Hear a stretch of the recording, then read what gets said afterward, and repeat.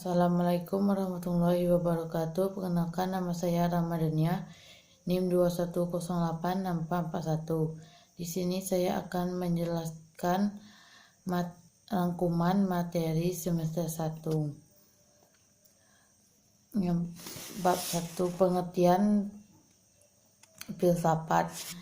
Filsafat secara etimologi dari bahasa Yunani terdiri atas kata philipin mencintai, dan sophos bijaksana, philia cinta, dan sophia kearifan atau pandai.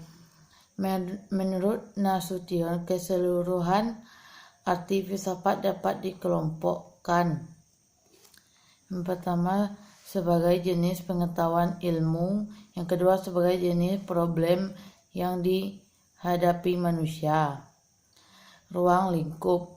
Objek material filsafat, hal yang diselidiki oleh disiplin ilmu. Selain itu, bahan yang tidak menjadi yang menjadi tinjauan penelitian atau pembentukan pengetahuan. Sejarah filsafat olahraga. Dalam sejarah filsafat olahraga terbagi 5 zaman, yaitu Yunani klasik, Scholastik, pertengahan, modern, kontemporer. Bab 2, sejarah perkembangan filsafat. Zaman Yunani klasik. Periode filsafat Yunani memegang peran krusial dalam sejarah peradaban manusia, karena pada waktu itu terjadi perubahan besar dalam pola berpikir manusia. B. Zaman pra-Yunani kuno. Mitologi dianggap sebagai dasar kuat untuk menjelaskan segala sesuatu dalam alam dan bahkan menjelaskan teka-teki alam semesta. C. Zaman Yunani kuno. Pada zaman ini Yunani tidak lagi dikuasai oleh mitos melainkan oleh logos atau rasio. D. Zaman pra-Socrates atau filsuf alam. E. Filsafat adab pertengahan. F. Zaman modern. Bab 3, ontologi. Ontologi adalah bagian filsafat yang paling umum. Metafisika membicarakan segala sesuatu hal yang dianggap ada. Epistemologi adalah kajian epistemologi membahas tentang bagaimana proses mendapatkan ilmu pengetahuan. Hal ini apakah yang harus diperhatikan agar mendapatkan pengetahuan yang benar, apa yang disebut kebenaran, apa yang disebut kriteria. Aksiologi menjadi landasan dalam tataran aksiologi adalah untuk apa pengetahuan itu digunakan, bagaimana hubungan penggunaan ilmiah dengan moral dan etika, bagaimana penentukan objek yang teliti secara moral, bagaimana kaitan prosedur ilmiah dan metode ilmiah dengan kaidah moral. Bab 4, aliran filsafat. Aliran rasionalisme. Rasionalisme berasal dari bahasa Inggris rationalis dan bahasa Latin ratio, artinya akal. Rasionalisme atau akal pikiran adalah sebuah pandangan yang berpegang bahwa awal merupakan sumber bagi pengetahuan dan pembenaran.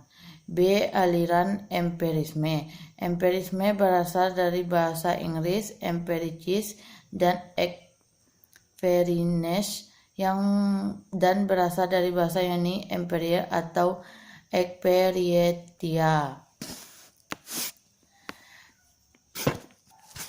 Bab 5, konsep jiwa, raga, serta tubuh manusia. Kesatuan jiwa dan raga, aspek fisik atau raga dapat dilihat nyata oleh indera manusia.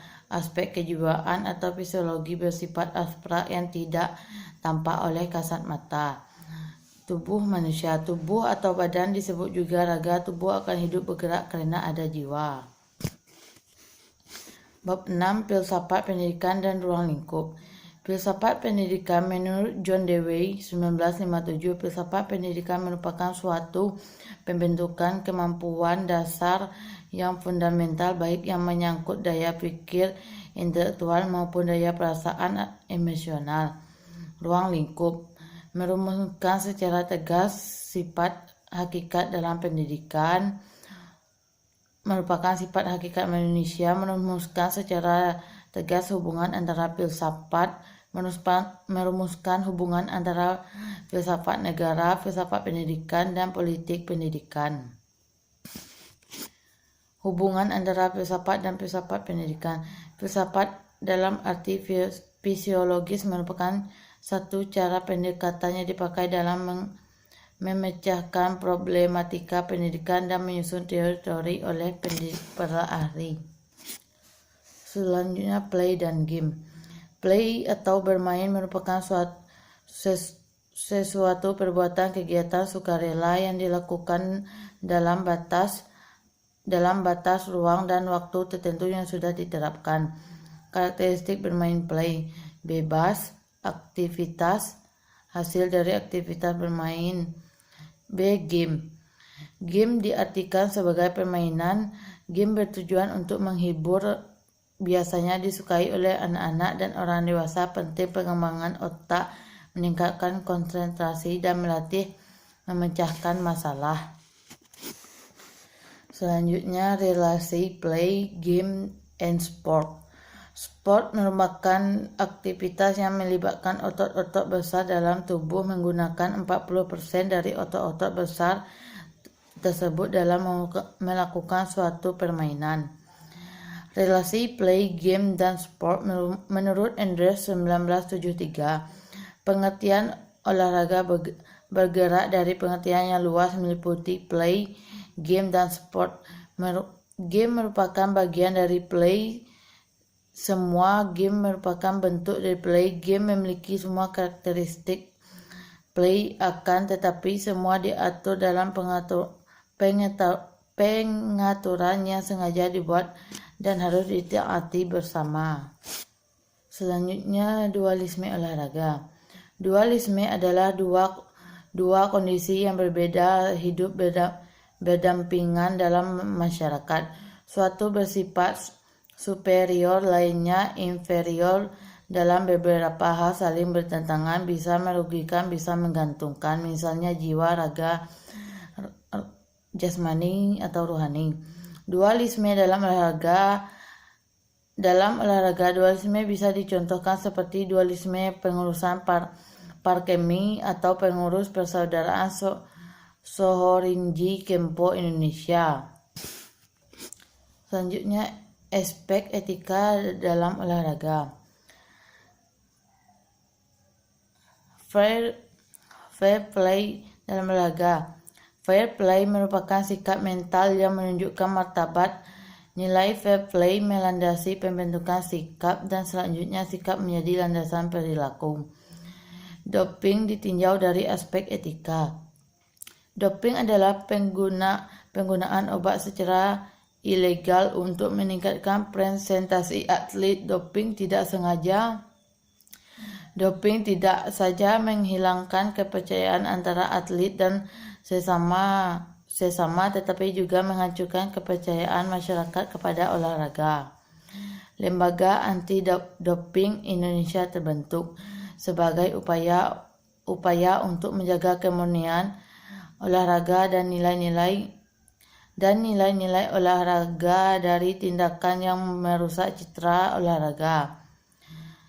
Dasar hukum lembaga ini diputuskan Mendaksi nomor 072 Undang-Undang 2004 tentang LADI dan nomor 03 P/2024 tentang pengurus LADI.